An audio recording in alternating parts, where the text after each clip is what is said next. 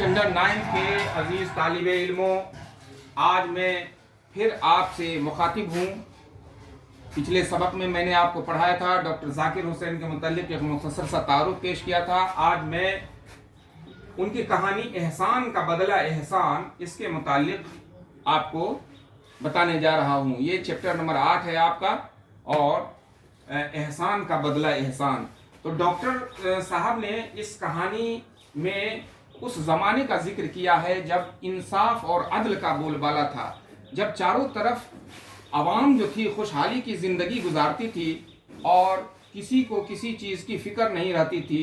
लोग घरों में ताला वगैरह भी नहीं लगाया करते थे। किसी से किसी तरह का कोई ऐसी बात और ऐसा वाक़या भी पेश नहीं आता था।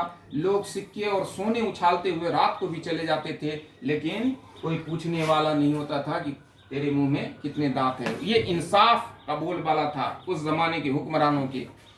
ये कहता है कि बहुत पहले ज़माने की बात है कि एक ताजिर था और उसने एक अरब से घोड़ा मंगवाया था, और उसका घोड़ा बहुत ही वफादार था। एक मर्तबा ताजिर तिजारत के गर्ज से अपने घर से बाहर निकला, और तो वो क्या देखता है कि दो चार आदमी जो है उसको अपने मुहासरे में ले लेता है, घेरे में ले लेता है। ये देख करके दो आदमी जो है उसके ऊपर हमलावर भी हो जाता है, यानी लूटने के गर्ज से, उस ताजिर को के पैसे को लूटने के गर्ज से क्या करता है कि उस पर हमलावर हो जाता है। ये ताजिर जब देखता है तो वो पहले लड़ने की कोशिश करता है, लेकिन जब वो देखता है कि दो चार छह आदमी उसके साथ हैं तो वो फिर अपने घोड़े को मोड़ लेता है और अपने घर की तरफ भागता है।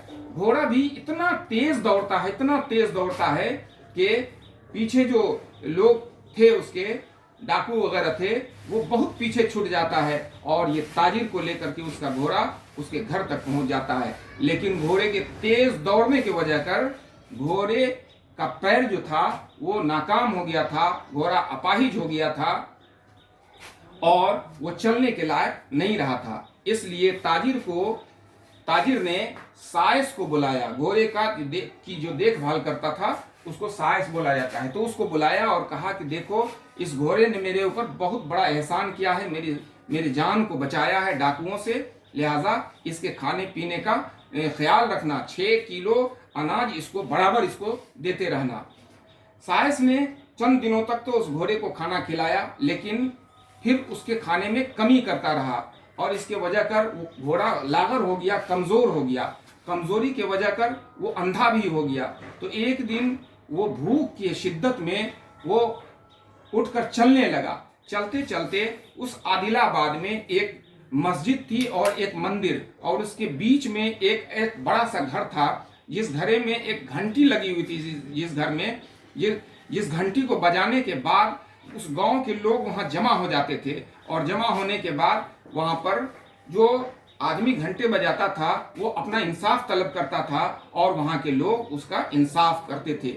लिहाजा वो अंधा घोड़ा किसी तरह चलते चलते उस घर में पहुंच गया। भूख की शिद्दत की वजह कर जब उसके मुंह से रस्सी टकराया तो उसने रस्सी को चबाना शुरू किया, जिससे घंटा बजने लगा। घंटे की आवाज़ सुन करके गांव मोहल्ले के तमाम लोग वहां जमा हो गए, और फिर क्या हुआ, वो पंच भी वहां पर पहुंच गए।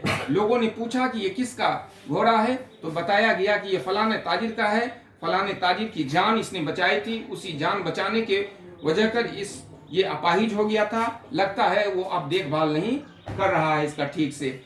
उसके बाद उस ताजिर को बुलाया गया, और ताजिर को बुलाने के बाद कहा कि ये तो आदिलाबाद है, यहाँ इंसाफ होता है, इंसान तो इंसान, जानवरों के साथ भी इंसान होता है। जब जानवर होकर के इसने तुम्हारे साथ ऐसी वफादारी की और अपने जान पर खेल कर तुम्हारी जान को बचाया, तो क्या तुम्हारी जिम्मेवारी ये नहीं बनती है कि तुम इस घोड़े की देखभाल करो।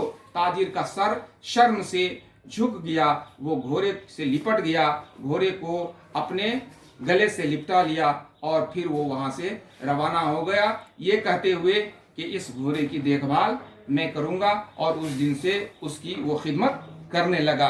तो ये एक मुख्तसर सा डॉक्टर जाकिर हुसैन ने हमारे निसाब में एक कहानी लिखा है, ताकि इंसान एक सबक हासिल करे कि जब कोई आदमी किसी के ऊपर एहसान करे तो उस एहसान का बदला उसको एहसान के साथ ادا کرنا چاہیے، نہ کہ اس کے ساتھ احسان فراموشی کرنی چاہیے۔ تو آج کے نشست میں ہم اتنا ہی رکھتے ہیں، اگلے نشست میں ان کے سوالات اور جوابات پر غور کریں گے، اور پھر آپ لوگ اپنا خیال رکھیے اور اپنی تعلیم کو مسلسل جاری رکھیے۔ انہی الفاظ کے ساتھ اور انہی باتوں کے ساتھ میں اپنی باتوں کو یہیں ختم کرتا ہوں اور آپ سے اجازت لیتا ہوں۔ بہت بہت شکریہ۔